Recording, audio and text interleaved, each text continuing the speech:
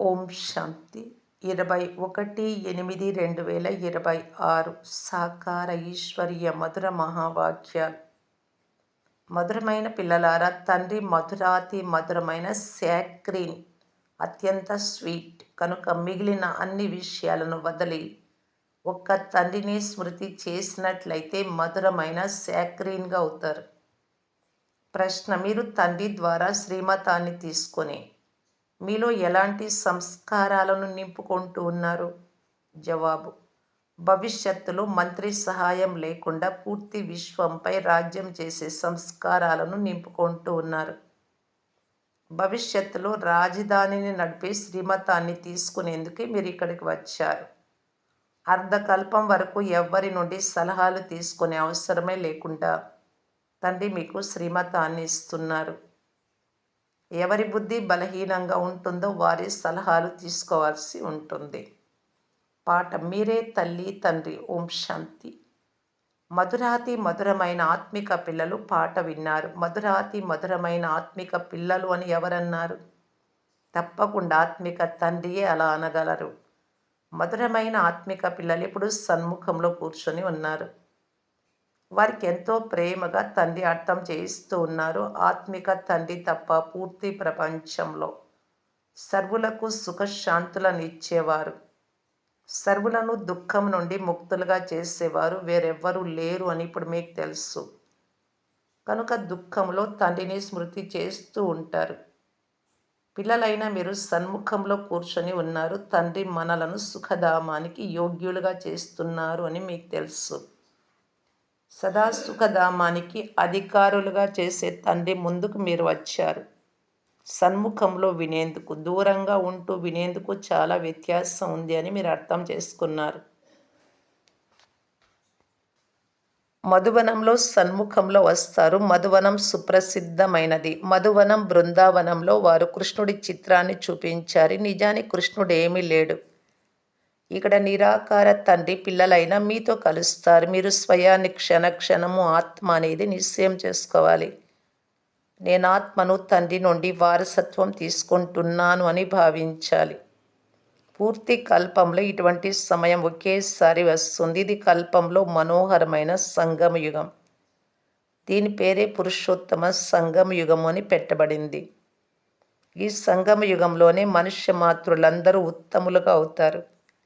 ఇప్పుడు మనుష్య మాతృలందరి ఆత్మలు తమో ప్రధానంగా ఉన్నాయి. మళ్ళీ సతో ప్రధానంగా అవుతాయి. సతో ప్రధానంగా ఉన్నప్పుడు మనుష్యులు ఉత్తములుగా ఉంటారు. తమో ప్రధానంగా అవ్వడంతో మనుష్యులు కూడా కనిష్ట అవస్థకు దిగజారిపోతారు.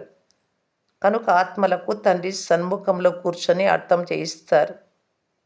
పూర్తి పాత్రనంత ఆత్మయే అభినయిస్తుంది, శరీరం కాదు. ఆత్మ మరియు శరీరాల కలయిక జరిగినప్పుడే పాత్ర అభినయించబడుతుంది. ఆత్మలైన మనం వాస్తవానికి నిరాకారి ప్రపంచంలో లేక శాంతిధామంలో ఉండేవారమని మీ బుద్ధిలో ఉంది. ఇది ఎవ్వరికీ తెలియదు. స్వయం అర్థం చేసుకోలేరు, ఇతరులకు అర్థం చేయించలేరు. ఇప్పుడు మీ బుద్ధికి వేయబడిన తాళం తెరవబడింది. ఆత్మలు పరంధామంలో ఉంటాయి అని మీరు అర్థం చేసుకున్నారు. అది నిరాకారి లోకం, ఇది సాకారి ప్రపంచం. ఇక్కడ ఆత్మలైన మీరంతా పాత్రధారులు. మొట్టమొదట పాత్రను అభినయించేందుకు మీరే వస్తారు. తర్వాత ఇతరులు కూడా నంబర్ వారుగా వస్తూ ఉంటారు. పాత్రధారులందరూ ఒకేసారి రారు. అనేక రకాలైన పాత్రధారులు వస్తూ ఉంటారు. ఎప్పుడు నాటకం పూర్తి అవుతుందో అప్పుడు అందరూ ఒక్కటిగా చేరుతారు. వాస్తవానికి ఆత్మ శాంతిధామ నివాసి ఇక్కడ పాత్రను అభినయించేందుకు వస్తుంది అని ఇప్పుడు మీకు పరిచయం లభించింది. తండ్రి పూర్తి సమయం పాత్రను అభినయించేందుకు రారు. మనమే పాత్రను అభినయిస్తూ తమో ప్రధానంగా అవుతాం. ఇప్పుడు సన్ముఖంలో వినడం వలన మీకు చాలా మజా కలుగుతుంది. ఇంత మజా మురళి మీరు స్వయం చదవడం ద్వారా, వినడం ద్వారా రాదు. ఇక్కడ సన్ముఖంలో ఎదురుగా ఉన్నారు కదా మధుబన్లో. కనుక మొట్టమొదట సత్యుగ ఆది సనాతన దేవీ దేవతా ధర్మం వారు వస్తారు. భారతదేశం దేవీ దేవతల స్థానంగా ఉండేది. ఇప్పుడు అలా లేదు అని మీకు తెలుసు. చిత్రాలు చూస్తున్నారు కనుక తప్పకుండా ఉండి ఉంటారు. మొట్టమొదట మీరు దేవీ దేవతలుగా ఉండేవారు. మీ పాత్రను స్మృతి చేసుకుంటారా లేక మర్చిపోతారా అని తండ్రి అంటారు. మీరు ఈ పాత్రను అభినయించారు. ఇది డ్రామా. నూతన ప్రపంచం మళ్ళీ పాతదిగా అవుతుంది. మొట్టమొదట పైనుండి ఈ ఆత్మలైతే వస్తారు. వారు స్వర్ణిమ యుగంలో వస్తారు. ఈ విషయాలన్నీ ఇప్పుడు మీ బుద్ధిలో ఉన్నాయి. సత్యుగం ఆదిలో పాత్రను అభినయించేందుకు మీరే వచ్చారు. మీరు విశ్వానికి అధికారులుగా, మహారాజా మహారాణులుగా ఉండేవారు. అప్పుడు మీ రాజధాని ఉండేది. ఇప్పుడు లేదు. రాజ్యం ఎలా చెయ్యాలి ఇప్పుడు మీరు నేర్చుకుంటూ ఉన్నారు. అక్కడ మంత్రులు ఉండరు. సలహాలు ఇచ్చేవారి అవసరమే లేదు. ఎందుకంటే వారు శ్రీమతము ద్వారా శ్రేష్టాతి శ్రేష్టంగా అవుతారు. తర్వాత వారికి ఇతరుల నుండి సలహాలు తీసుకునే అవసరం ఉండదు. ఒకవేళ ఎవరి నుండి అయినా సలహా తీసుకుంటే వారి బుద్ధి బలహీనంగా ఉంది అని భావిస్తారు. ఇప్పుడు ఏ శ్రీమతం లభిస్తుందో అది సత్యుగంలో కూడా స్థిరంగా ఉంటుంది. ఇప్పుడు మీ ఆత్మ తాజాగా అవుతూ ఉంది. ఇప్పుడు మీరు ఆత్మ అభిమానులుగా కావాలి. శాంతిధామం నుండి వచ్చి ఇప్పుడు మీరు టాకీగా మాట్లాడేవారుగా అయ్యారు. శబ్దంలోకి రాకుండా కర్మ జరగదు. ఇవి బాగా అర్థం చేసుకోవాల్సిన విషయాలు. ఎలాగైతే తండ్రిలో పూర్తి జ్ఞానం అంతా ఉందో అలా ఆత్మలైన మీలో కూడా ఇప్పుడు జ్ఞానం ఉంది. నేను ఒక శరీరాన్ని వదిలి సంస్కారం అనుసారంగా మరొకటి తీసుకుంటాను అని ఆత్మ చెప్తుంది. పునర్జన్మలు కూడా తప్పకుండా ఉంటాయి. ఆత్మకి ఏ పాత్ర లభించిందో దానిని అభినయించి సంస్కారం అనుసారంగా మరొక జన్మను తీసుకుంటూ ఉంటుంది. రోజు రోజుకు ఆత్మలోని పవిత్రత డిగ్రీ తగ్గిపోతూ వస్తోంది. పతితము అనే శబ్దాన్ని ద్వాపరం తర్వాత ఉపయోగిస్తారు. అయినా కొంత వ్యత్యాసం తప్పకుండా ఉంటుంది. మీరు క్రొత్త ఇంటిని కట్టండి. ఒక నెల తర్వాత అందులో కొద్దిగానైనా మార్పులు తప్పకుండా జరుగుతాయి. తండ్రి మనకు వారసత్వం ఇస్తున్నారు అని ఇప్పుడు మీరు అర్థం చేసుకున్నారు.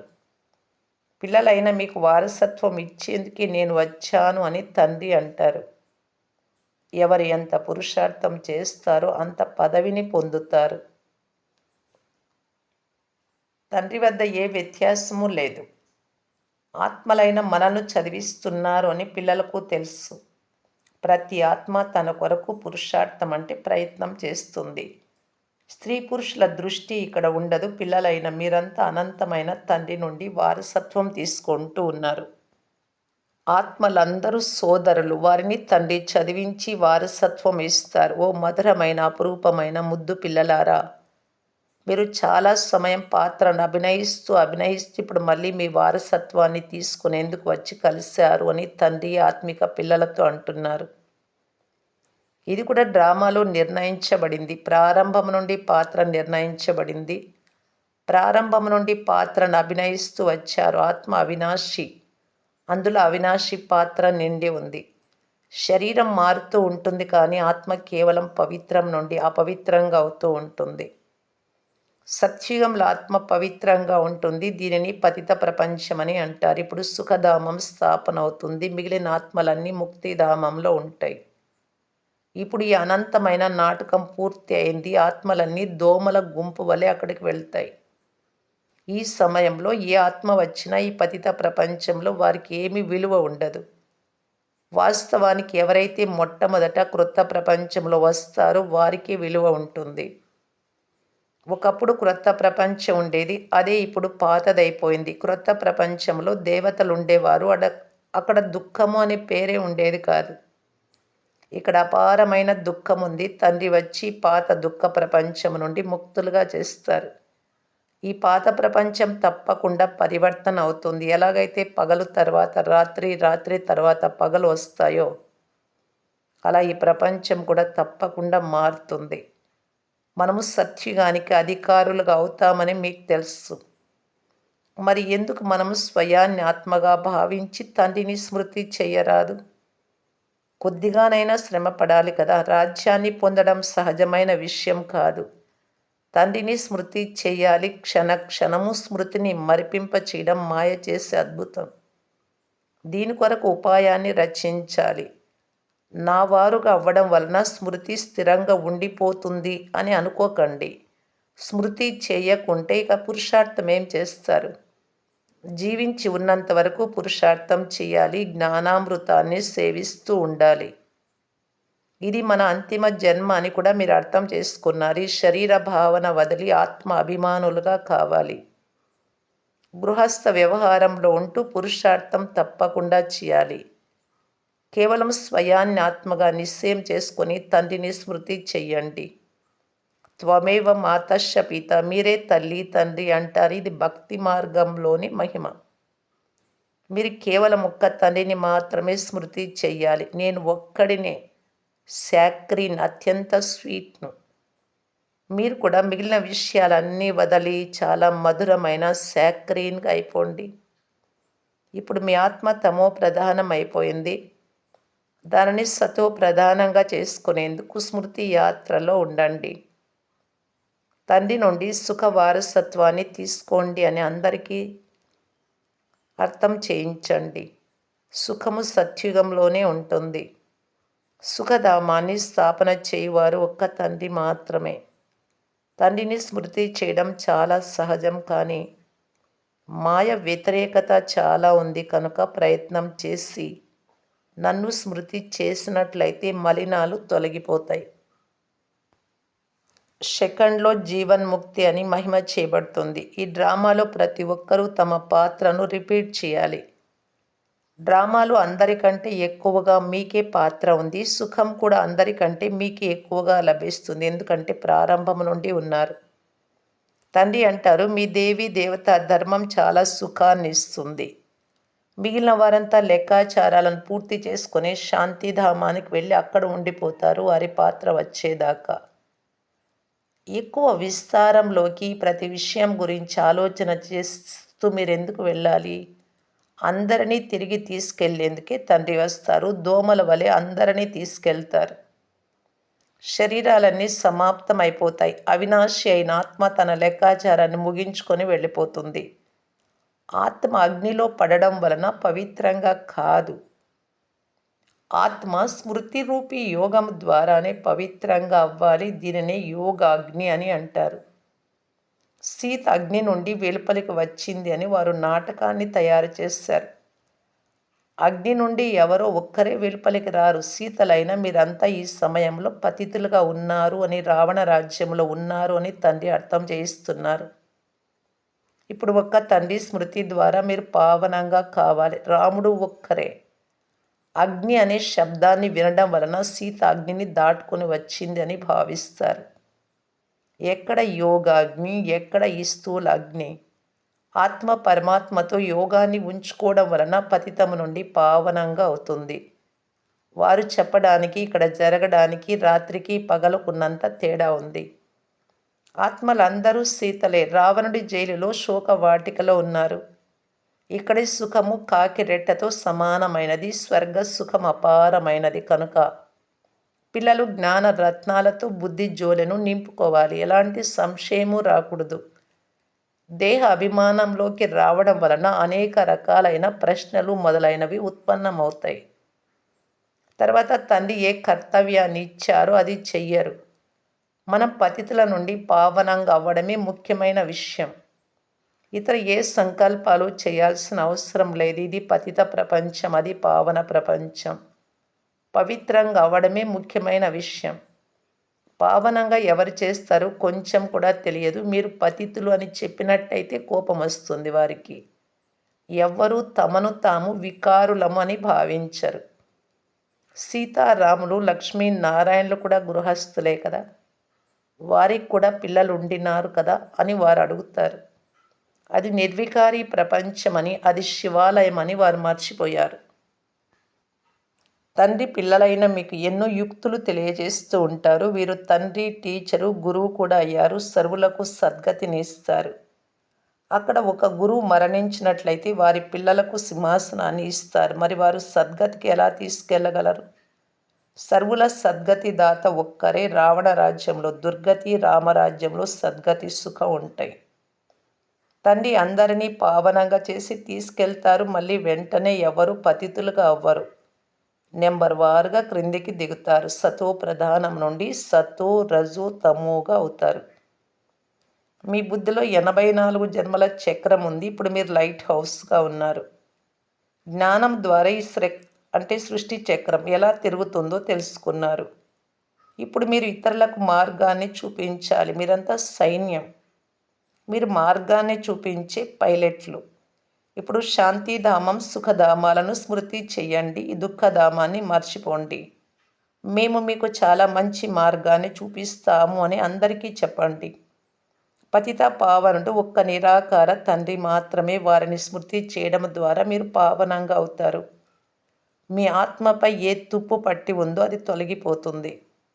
భగవాను వాచ మన్మనాభవ. శివ భగవాను వాచ వినాశకాలే విపరీత బుద్ధి వినశ్యంతి. వినాశకాలే పరమపిత పరమాత్మపై ప్రీతి బుద్ధి విజయంతి.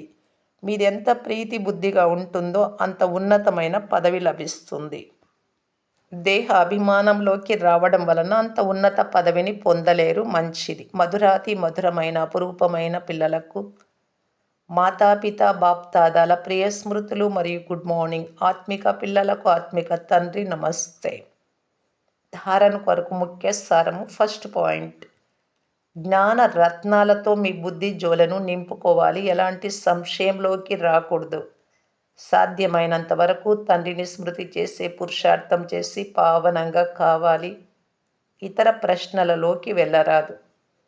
సెకండ్ పాయింట్, ఒక్క తండ్రిపై సత్యమైన ప్రీతిని ఉంచుకొని తండ్రి సమానంగా మధురమైన శాక్రీన్గా కావాలి. వరదానము, సదా జ్ఞాన సూర్యుని సన్ముఖంలో ఉండే అంతర్ముఖి స్వమానధారీ భవ. ఎలాగైతే సూర్యుడిని ఎదురుగా చూడడంతో సూర్యకిరణాలు తప్పకుండా వస్తాయో, అలా ఏ పిల్లలైతే సదా జ్ఞాన సూర్యుడైన తండ్రి ఎదుట అంటే సదా స్మృతిలో ఉంటారో, వారు జ్ఞాన సూర్యుడి సర్వగుణాల కిరణాలను స్వయంలో అనుభవం చేస్తారు. ఇది బాగా గుర్తుంచుకోవాలి. వీరి ముఖంపై అంతర్ముఖత యొక్క ప్రకాశము, సంగం యుగం యొక్క లేక భవిష్యత్ యొక్క నశ కనిపిస్తుంది. ఇందుకు సదా ఇది అంతిమ గడియ అనే స్మృతి ఉండాలి. ఏ గడియలైనా ఈ శరీరం వినాశనం అవుతుంది. అందువలన సదా ప్రీతి బుద్ధి కలవారిగయ్యి జ్ఞానసూరిని సన్ముఖంలో ఉండి అంతర్ముఖత లేక స్వమానం యొక్క అనుభూతిలో ఉండాలి. స్లోగన్, సదా ఎగిరే కళలో ఎగరడమే. జంజాటాలంటే చిక్కుల పర్వతాన్ని దాటుకోవటం. అవ్యక్త సూచన, అపవిత్రత యొక్క బీజాన్ని కూడా సమాప్తం చేసి సంపూర్ణ స్వచ్ఛంగా పవిత్రంగా కావటానికి బాప్దాదా తెలియజేస్తూ ఉన్నారు. పవిత్రతయే మహానత. ఇదే యోగి జీవితానికి ఆధారం. కొద్దిగా అంశం మాత్రం కూడా సంకల్పంలోనైనా ఏ ప్రకారమైన అపవిత్రత ఉన్నా, ఎక్కడ అపవిత్రత యొక్క అంశం ఉందో అక్కడ పవిత్రమైన తండ్రి స్మృతి అనగా వారు ఎవరో ఎలా ఉన్నారో అలా రాజాలదు. అందువలన మనస్సులో కూడా అపవిత్రత యొక్క అంశాన్ని సమాప్తం చేసి సంపూర్ణ స్వచ్ఛంగా అవ్వండి. సదా నేను పూజ్యాత్మను, శరీరం అనే మందిరంలో విరాజమానమై ఉన్నాను అనే స్మృతి ఉండాలి. అచ్చా, ఓం శాంతి.